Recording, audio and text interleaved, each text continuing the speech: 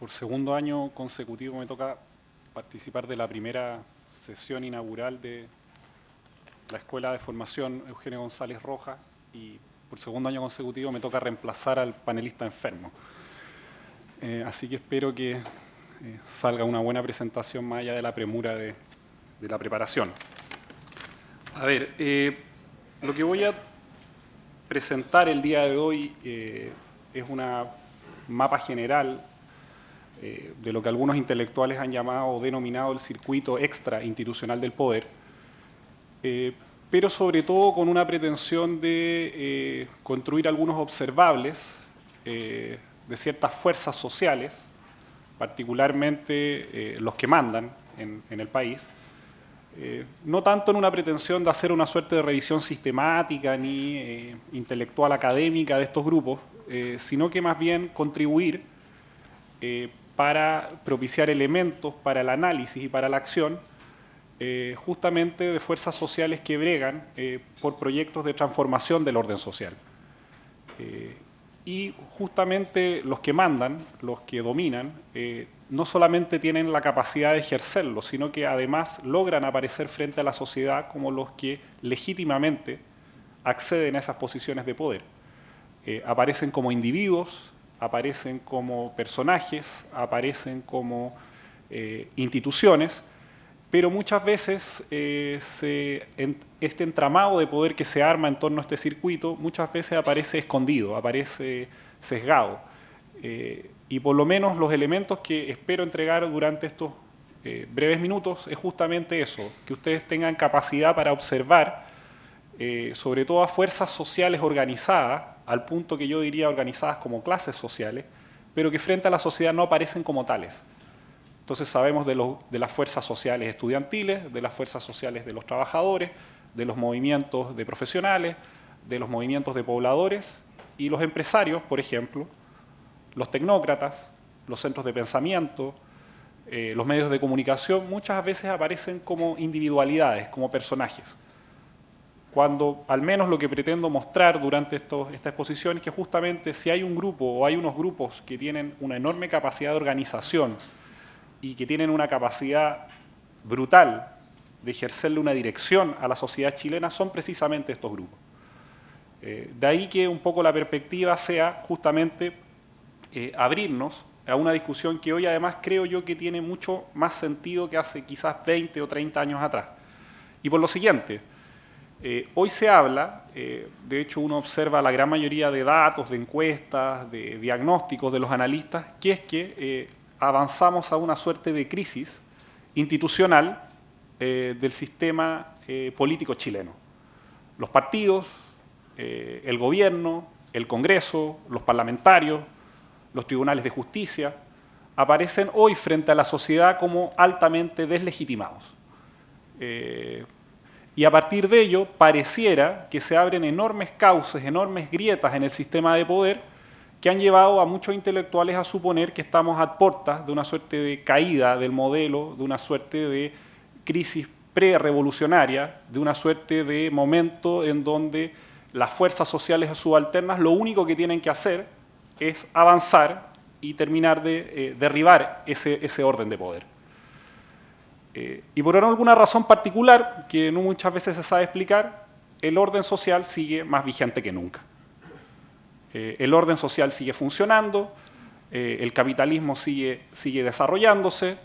de cierta forma los poderes siguen logrando instalarse y aparecer legítimos, como legítimos frente a la sociedad, y de ahí que aparezca la pregunta de por qué. ¿Por qué si los políticos están tan deslegitimados? ¿Por qué si las instituciones, los partidos, los diputados, los senadores, el Congreso están tan deslegitimados? El orden sigue funcionando. Y esto retrotrae a una vieja discusión muy típica de la sociología latinoamericana, sobre todo,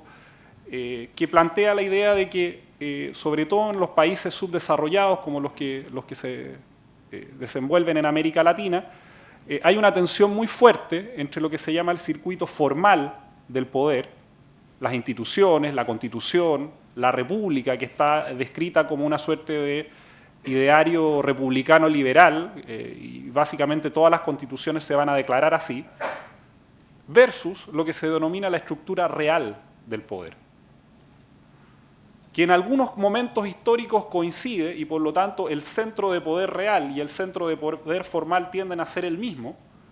pero en otros momentos históricos el centro de poder formal se deslegitima y por lo tanto la gran mayoría de las decisiones centrales que definen, que le imprimen una determinada dirección cultural, política, económica a un país se trasladan a la estructura de poder real, a la estructura de poder fáctica, la estructura de poder que no es elegida, a la estructura de poder que opera en ciertos círculos que no son visibles frente a los ojos de la gran mayoría de la ciudadanía. Y de cierta forma una hipótesis que quisiera desarrollar a lo largo de esta exposición es justamente que la deslegitimación de la política formal no necesariamente ha empoderado a las fuerzas sociales subalternas. Quizás en parte la fuerza social subalterna que tiene cierta capacidad de chasconear, de poner en tela de juicio, de deslegitimar el modelo, ha sido en los últimos años la fuerza estudiantil, pero, por ejemplo, todavía no explota el conflicto en el mundo del trabajo, tampoco explota necesariamente el conflicto en el mundo poblacional. Entonces, de ahí la pregunta es, bueno, si es que se deslegitima el orden del poder formal, ¿a dónde se está trasladando ese poder? Y uno cuando ve al mismo tiempo, y esto simplemente es una aproximación de encuestas que justamente pesquisan la desconfianza que hay de la ciudadanía a las instituciones formales de la política, al mismo tiempo, instituciones como el empresariado, los medios de comunicación, las Fuerzas Armadas,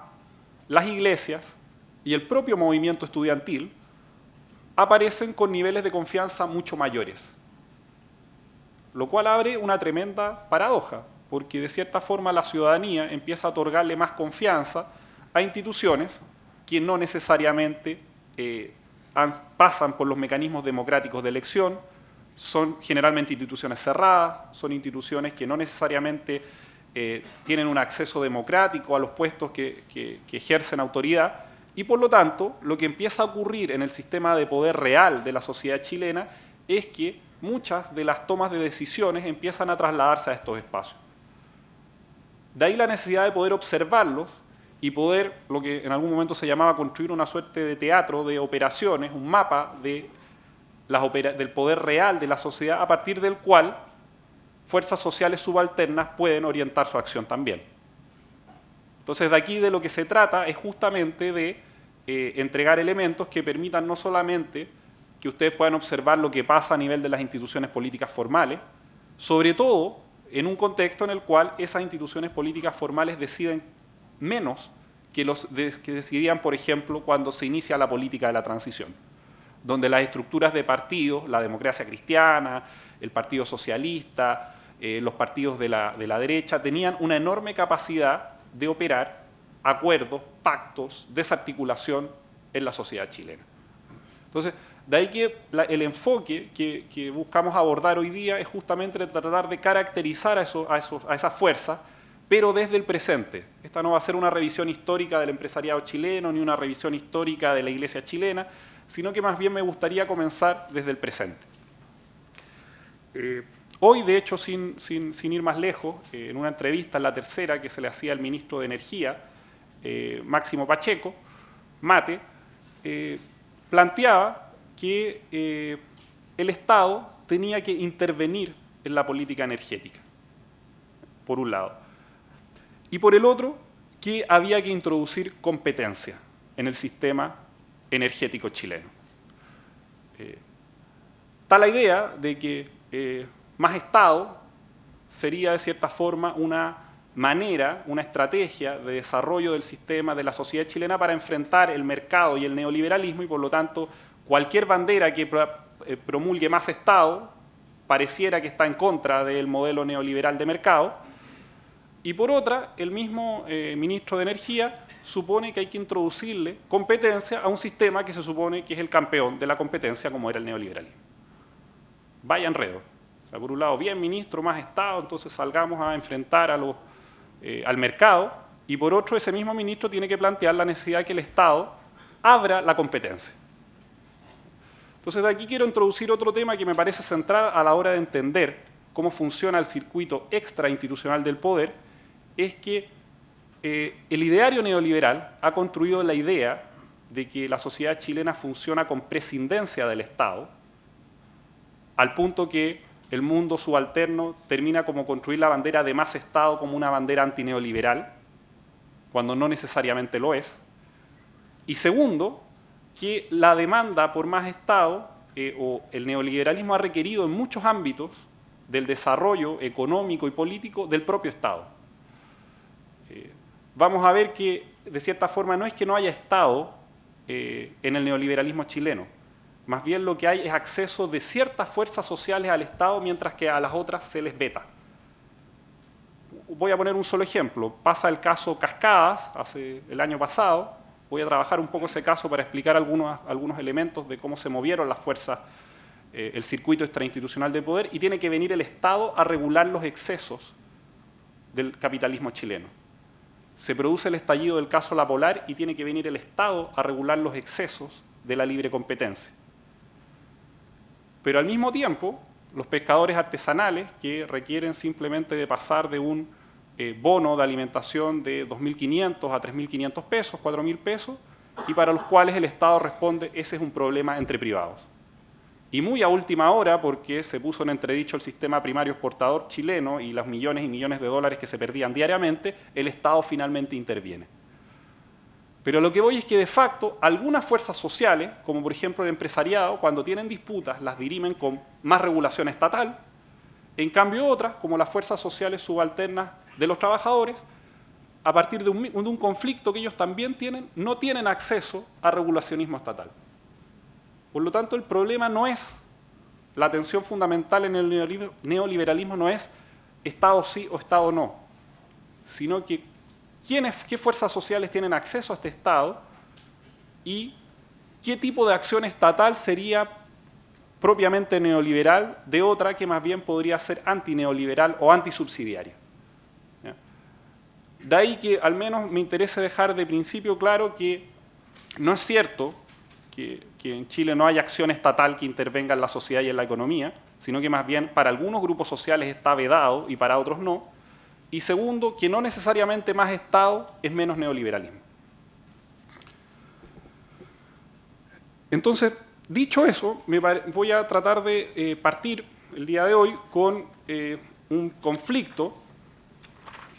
que pasa algo ahí por el 10 de septiembre del año pasado, que es lo que hoy día se conoce como el Chile Day, que es un evento empresarial donde va el ministro de Hacienda, donde van las cúpulas empresariales, gremiales, la CPC, la SOFOFA, los principales presidentes de los bancos, de las AFP, los principales inversores extranjeros chilenos que van a la Bolsa de Londres a hacer un día donde se explican las bondades del mercado chileno, las bondades de la libre competencia, lo promisorio que ha sido el modelo neoliberal chileno, y que tienden a concentrar en un mismo espacio a poderes empresariales, a poderes gubernamentales y también algunas de las tecnocracias públicas y privadas que se mueven en el ámbito ejecutivo de gerentes generales, superintendentes de la Fiscalía Nacional Económica, de los tribunales de la libre competencia, es decir, una serie de actores que no necesariamente aparecen frente a la sociedad como actores políticamente legitimados en algún tipo de elección, en algún tipo de participación ciudadana, pero que tienen una enorme incidencia en el proceso económico chileno. Ese mismo día que se estaba celebrando el Chile Day en Londres, donde se inaugura justamente este día en la Bolsa de Londres, estalla el caso Cascadas. Muy resumidamente, el caso Cascadas es una pugna interempresarial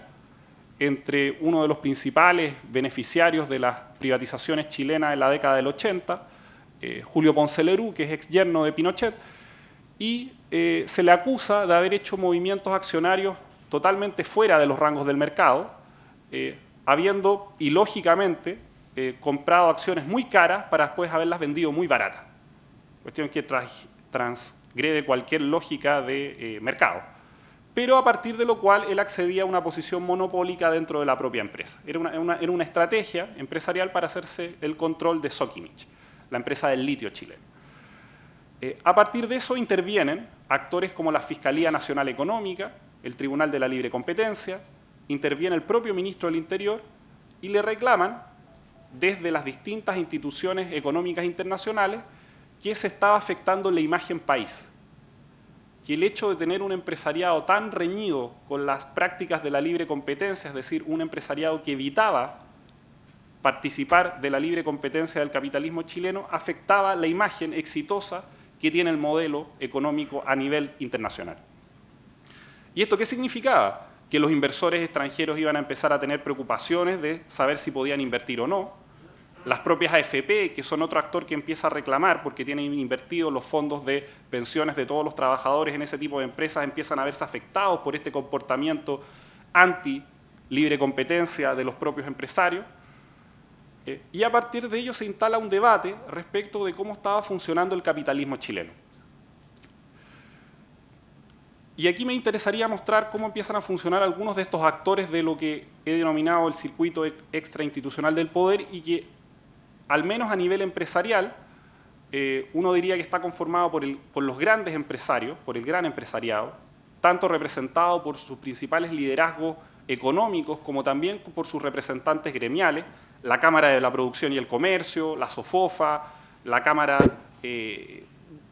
la Superintendencia, perdón, la Organización de Bancos e Instituciones Financieras.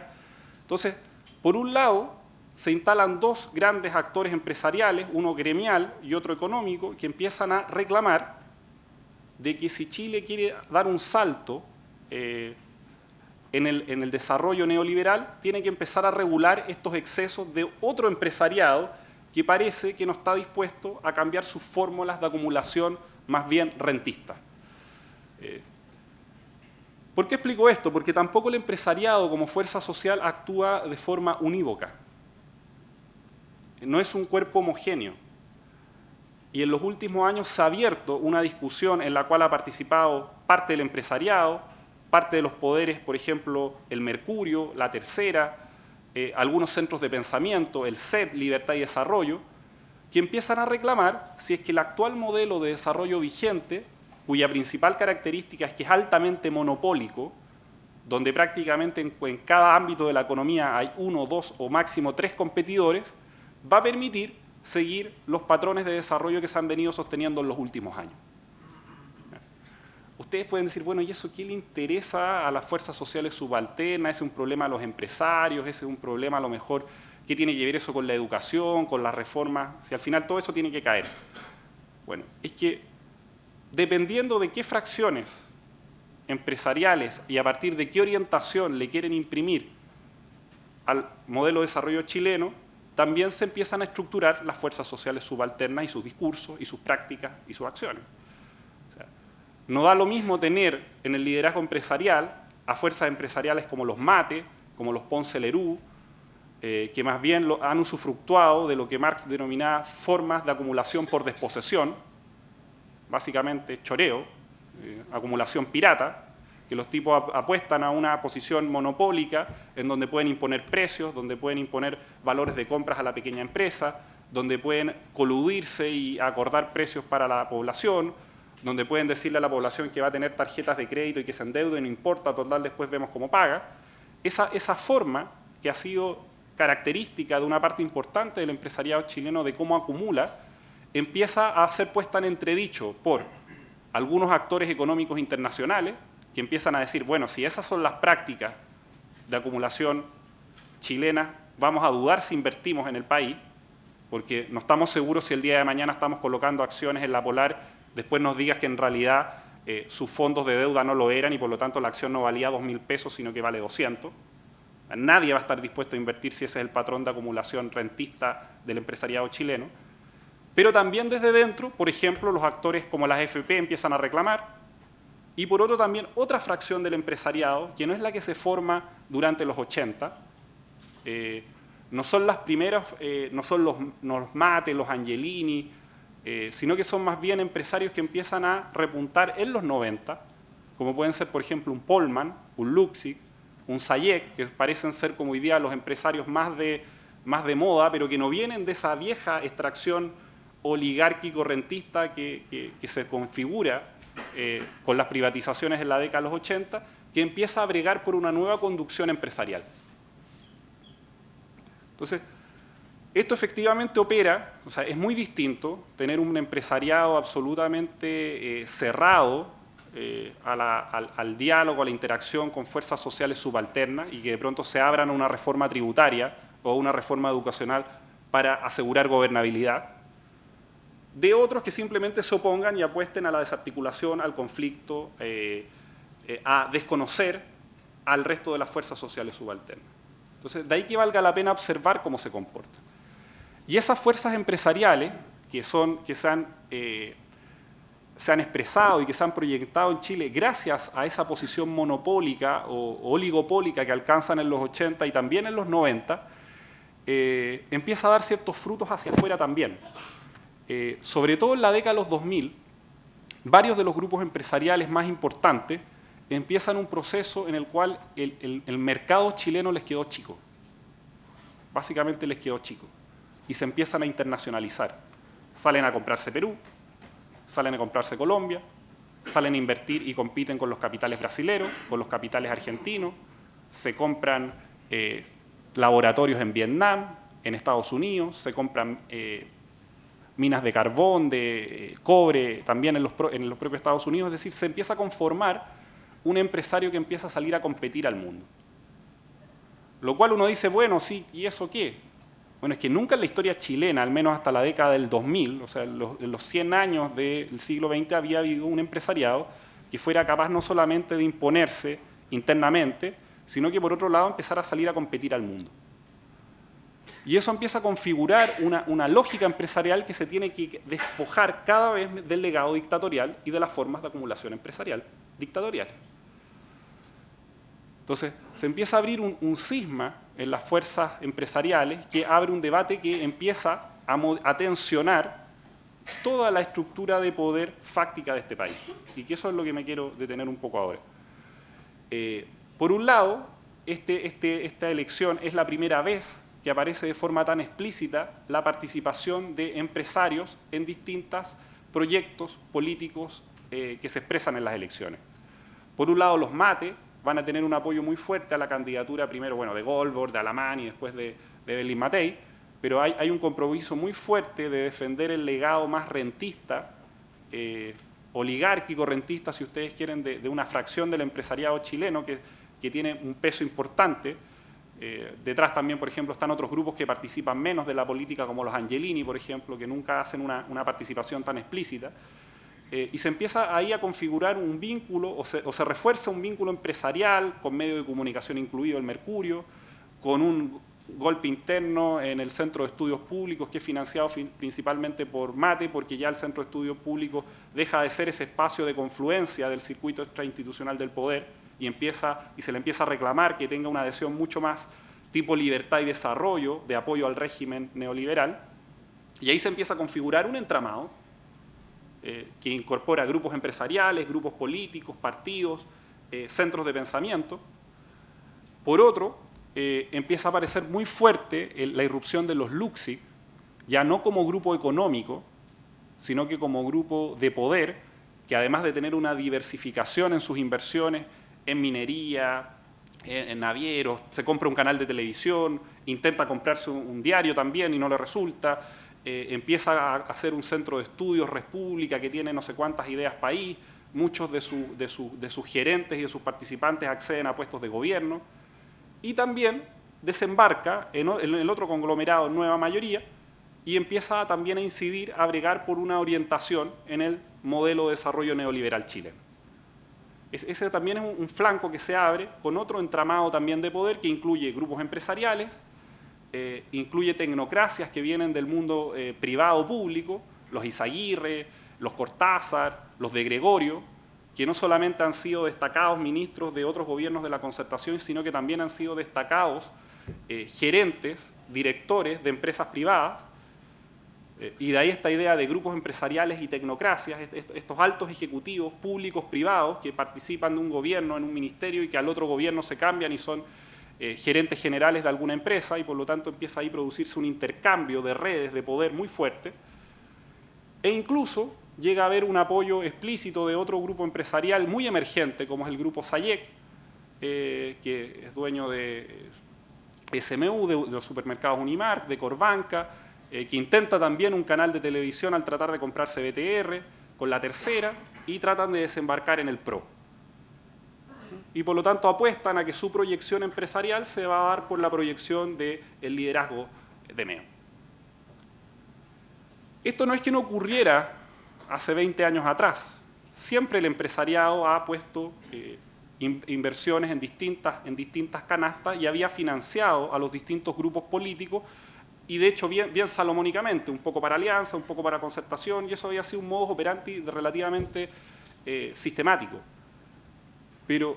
nunca en la historia chilena había sido tan explícito, tan abierto, que por ejemplo un candidato como Parisi se diera el lujo de hablar 20 minutos, 30 minutos contra Luxic, contra SAYEC, contra los mates, y se explicitara tanto en la sociedad la relación política formal empresariado.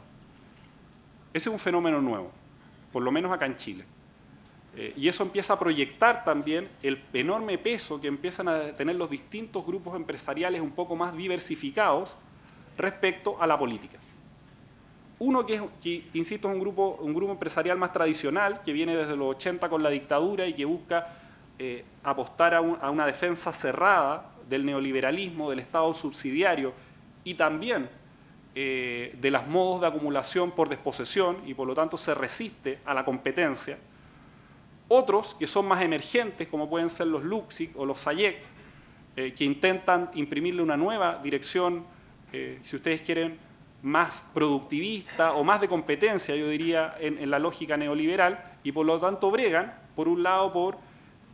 mayor apertura del modelo hacia los grupos sociales subalternos, y por otro, también empiezan a bregar por más competencia.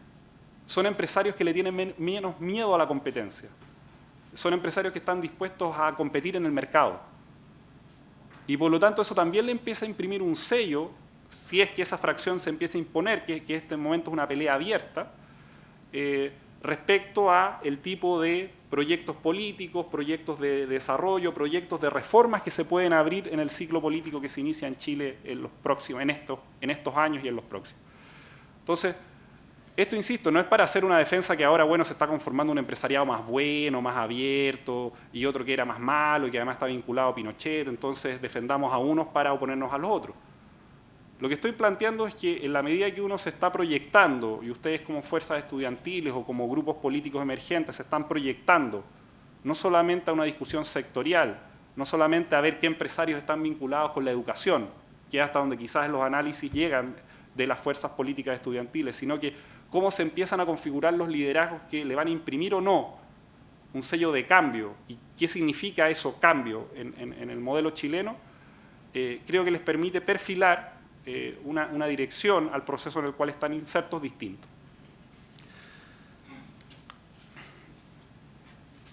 Entonces la pregunta que se abre,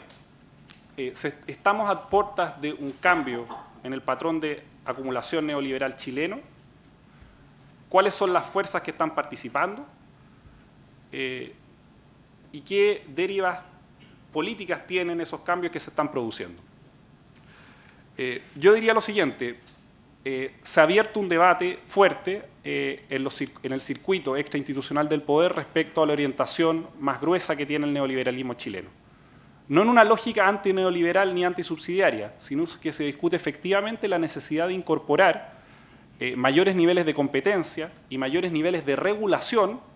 en la proyección de este modelo de desarrollo en el mundo. ¿Eso qué significa? Que el Estado va a tener que tener, o al menos las posiciones que se empiezan a instalar como dominantes, el Estado va a tener que tener una mayor participación en la regulación de los excesos del neoliberalismo. En eso empiezan a comulgar algunos centros de pensamiento nuevos que empiezan a desplazar al CEP y a Libertad y Desarrollo como los centros que empezaban a aglutinar más a los liderazgos de poder chileno,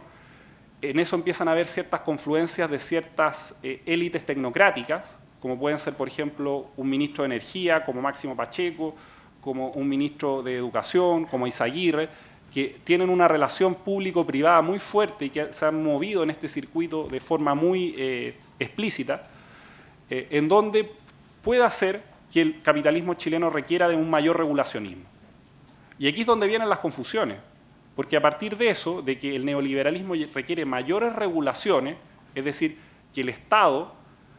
defienda al mercado de la libre competencia, porque la libre competencia por sí sola no puede asegurar la competencia, signifique que estemos en un cambio distinto o una orientación distinta a la subsidiaria. El Estado subsidiario per sí requiere de una enorme burocracia, sobre todo una tecnocracia muy calificada que regule el mercado. Eso el neoliberalismo lo sabe desde Thatcher, desde Reagan en adelante. Y de ahí que uno de los desarrollos más fuertes que se haya dado en la década de los 90 y los 2000 sean reformas a los mercados de capitales, reformas a las leyes de banco, que buscan regular justamente los excesos, tipo la Polar, ahora último el caso Sokimich, etcétera, pero justamente para permitir que el neoliberalismo funcione reguladamente y por lo tanto le dé garantías a los empresarios de que pueden participar ahí básicamente sin choreo, sin que alguien llegue y se lleve el capital para la casa. Eso ha desarrollado o ha proliferado una enorme cantidad de nueva burocracia pública en el Estado. De ahí otro mito, el Estado no se ha achicado con el neoliberalismo. Sigue teniendo el mismo tamaño y de hecho está un poquito más grande que hace 20 años atrás. Lo que pasa es que la orientación de las burocracias ahora es distinta. Hay muchas más burocracias y en eso superintendencia económica, superintendencia que regula, fiscaliza la libre competencia, tribunales de la libre competencia que requieren de toda una burocracia especializada en temas económicos, altamente calificada, que entra además por dirección pública al Estado y que se encarga fundamentalmente de regular los excesos que quedan fuera de los marcos del Estado subsidiario. Y por lo tanto el Estado le imprime un enorme rol regulacionista al proceso económico chileno. Y en eso empiezan a confluir algunas élites políticas, no necesariamente de la estructura más orgánica de los partidos, ciertas élites empresariales, sobre todo algunos liderazgos que entienden que tiene que haber cierto regulacionismo que le dé garantías al mercado para que los capitales puedan seguir invirtiendo, ciertos centros de pensamiento que empiezan a confluir en reformas necesarias para regular el libre funcionamiento del capital, y estas tecnocracias que, les insisto, se mueven muy rápidamente entre el mundo privado y el mundo público y que tienen justamente la tarea de regular estos mercados. Entonces ahora parece que los fiscales nacionales económicos son los grandes defensores, los CERNAC, todo este tipo de instituciones son los grandes defensores de la ciudadanía contra los excesos del mercado. Eso ha reconfigurado cómo hoy día funciona este mapa de poder y que empieza a, sobre todo, desembarcar, no mediado por los partidos, en una alianza como la que se forma ahora, que es Nueva Mayoría. Entonces ya aquí el enredo y seguir, por ejemplo, analizando, y en esto vuelvo a la idea original de estructura formal de poder versus estructura real de poder, es bien complejo seguir analizando las tensiones de Nueva Mayoría entre las disputas neoconservadoras de la DC con los arranques más progresistas del Partido Socialista y el Partido Comunista. Eso explica mucho menos la tensión que hoy día está ocurriendo en la estructura de poder real que, por ejemplo, la posibilidad de una articulación entre un Cortázar, un De Gregorio, una Izaguirre y algunos liderazgos políticos que se mueven dentro de la estructura de poder de Nueva Mayoría, pero que no necesariamente están visados por los partidos. Entonces, esa tensión empieza a hacer que sea mucho más difícil que las estructuras formales de poder regulen cómo se toma el proceso de decisiones hoy día en Chile. Entonces, eso modifica los términos en los cuales se mueve la política de forma muy radical. Algunos elementos adicionales con los que me gustaría por lo menos terminar esta primera ronda de intervenciones. ¿En qué están los otros espacios de poder extrainstitucionales de la política chilena? Y al menos me gustaría referirme a tres. Las Fuerzas Armadas, la Iglesia y las iglesias, ¿no?, más bien, y los centros de pensamiento más vinculados al poder. En el caso del ejército, si bien son poderes que aparecen muy poco visibles frente a la sociedad, al menos durante la década de los 90 tienen un gran poder de veto.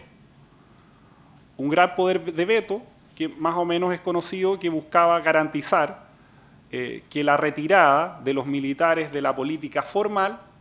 para pasar a la política extraformal, o sea, para que fuera de forma escalonada, de forma ordenada, y que por lo tanto no le pasara a los militares chilenos lo mismo que le pasó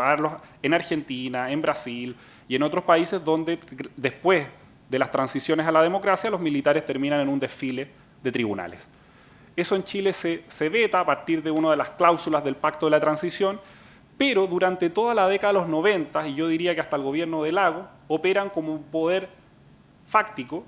que cada vez que amenaza con volver a los militares a los tribunales, que cada vez que se amenaza con revisar las leyes reservadas del cobre,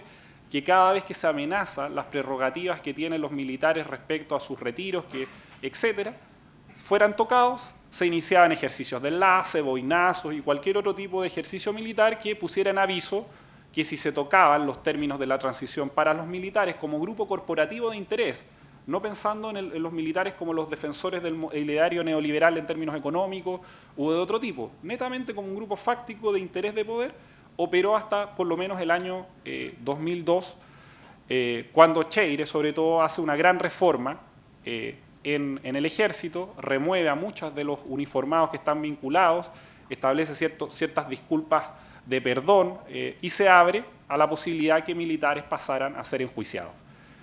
Ese ajuste de cuentas ha significado que en toda la década de los 2000 los militares aparezcan como una fuerza mucho más apegada a la institucionalidad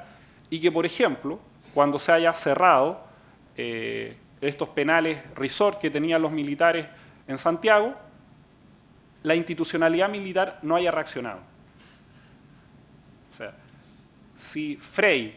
el año 94, 95 se le hubiese ocurrido cerrar estos penales y trasladar a todos los militares a Punta Peuco, se hubiese producido un boinazo, se hubiese producido una salida de los militares a la calle, se hubiese producido un ejercicio de enlace, pero no ocurrió. Y eso da cuenta que ya hace un tiempo que la fuerza militar como tal ha dejado de defender de cierta forma ese legado dictatorial, se ha distanciado y por lo tanto aparece como una fuerza, como un poder mucho más vinculado a la actual institucionalidad chilena.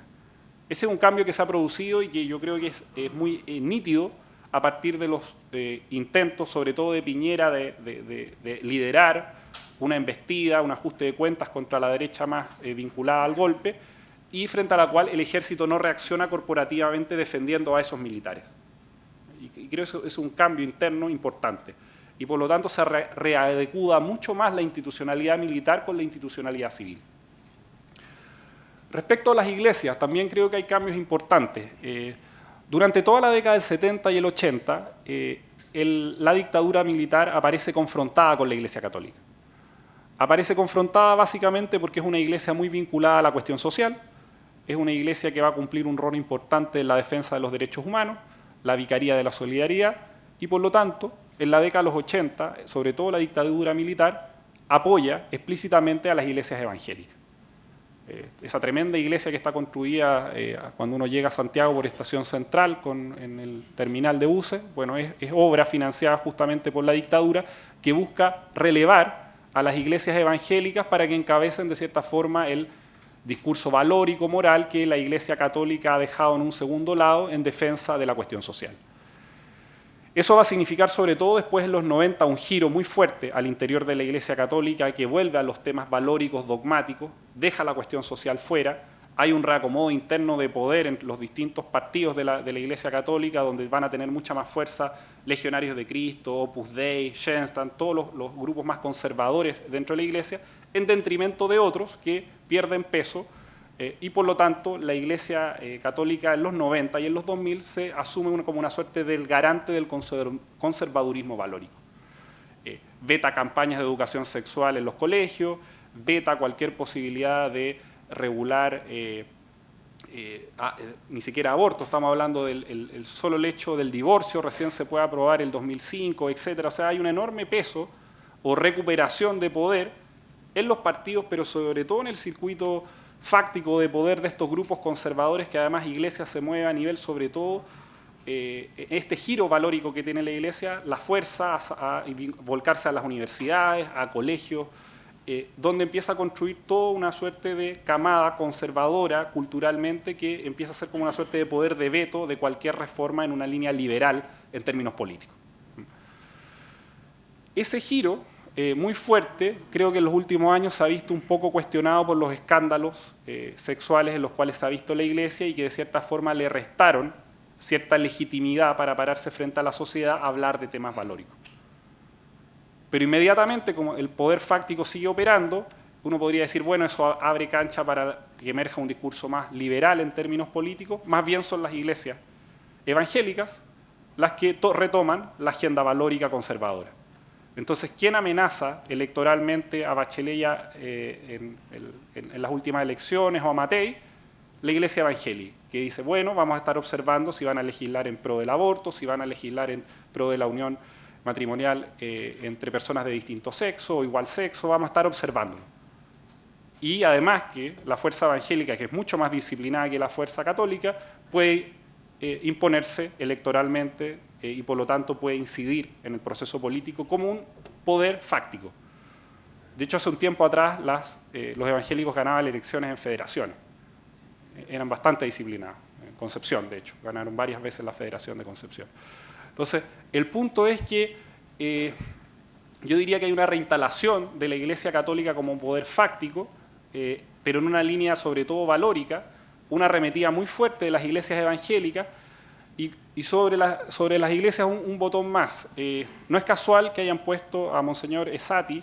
a liderar la Iglesia Católica hoy en día, un salesiano que tuvo un rol, entre comillas, muy progresista en el arzobispado de Concepción, salía a mediar el conflicto mapuche, salía a mediar los conflictos forestales, hablaba de sueldo ético, pero no es descartable que tenga una posición bien fuerte cuando se venga la reforma educacional. Seguramente Víctor en la tarde va a explicar bastante bien el enorme peso y la enorme incidencia que va a tener la Iglesia Católica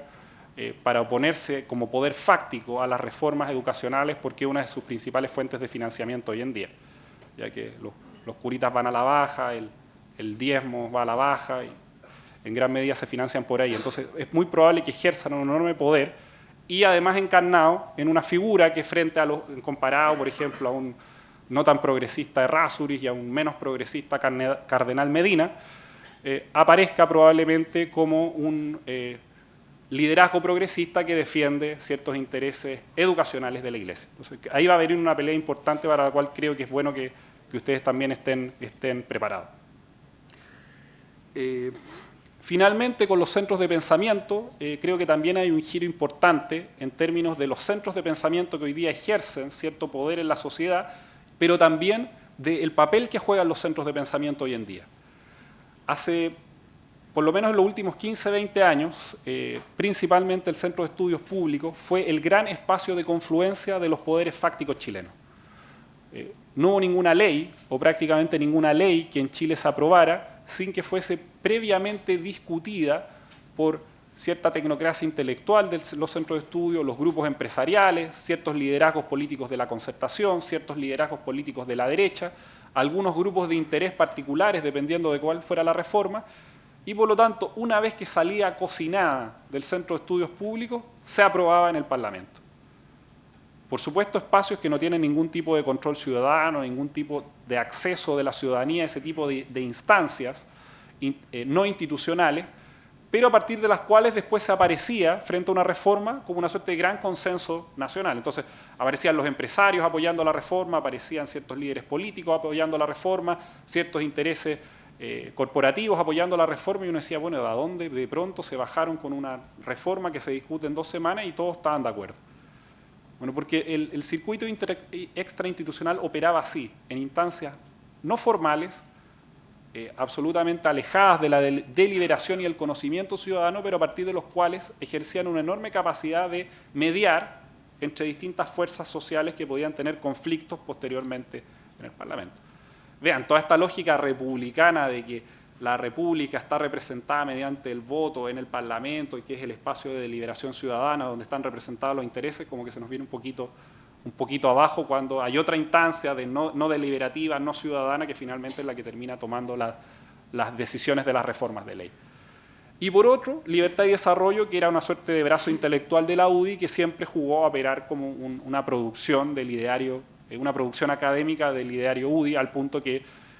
tienen una enorme influencia en la agenda legislativa, tienen oficina en el Parlamento,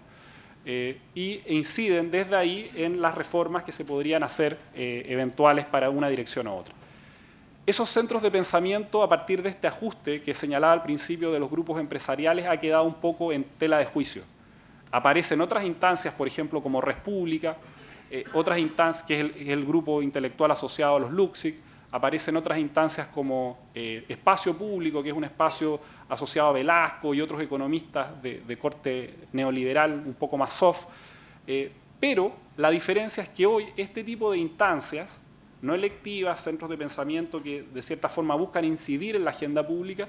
hoy día son menos espacios de confluencia entre los distintos actores. O sea, hoy día Res Pública o Espacio Público no son grupos que sienten a los distintos representantes de la élite chilena a parlamentar sobre reforma. No lo está haciendo ya tanto el CEP, no lo hizo nunca Libertad y Desarrollo. Estos grupos más bien han sido una suerte de cantera para proyectar ministros, entonces por lo tanto es más fácil hacer carrera en Res Pública, hacer carrera en Espacio Público, hacer carrera en alguna empresa privada para llegar a ser ministro antes que hacer carrera por los partidos. O sea, olvídense, o sea, por carreras por van a llegar a ser concejal y de ahí nada más, de ahí no se van a mover probablemente. Entonces ya esa lógica del circuito formal del poder se empieza a quedar en entredicho, pero queda abierta la pregunta de si ya no es en el CEP, si ya no es estas instancias donde se está reuniendo la asamblea del circuito extrainstitucional del poder, la pregunta es dónde se está reuniendo. O sea, en alguna parte se están tomando las definiciones, en alguna parte se va a consensuar la reforma educacional, en alguna parte se está consensuando la reforma tributaria. Entonces, hay que mapear ahí si eso ha devenido en fórmulas más vinculadas a redes informales en los ministerios, redes informales en algunas instancias constituidas en torno a nueva mayoría, sobre todo, que es donde se están tomando la gran mayoría de las definiciones. Eso queda una pregunta abierta, pero que es necesaria, porque si no se está tomando ahí, no es que vaya a llegar la ley al Parlamento y que en el Parlamento sea la primera instancia donde se va a debatir. O sea, así no opera el circuito extrainstitucional del poder y tampoco el circuito formal de poder. Entonces, simplemente para terminar, vuelvo a la idea inicial de la entrevista de hoy del ministro de Energía, Máximo Pacheco, cuando dice esta idea de que el Estado tiene que regular, que el Estado no va a ser neutral en energía y que tiene que haber más competencia.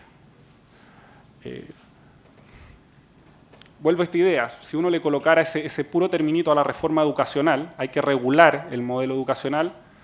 bueno, eso ya fue escrito hace hartos años, un tal Brunner que escribió un librito que se llamaba Regular el mercado.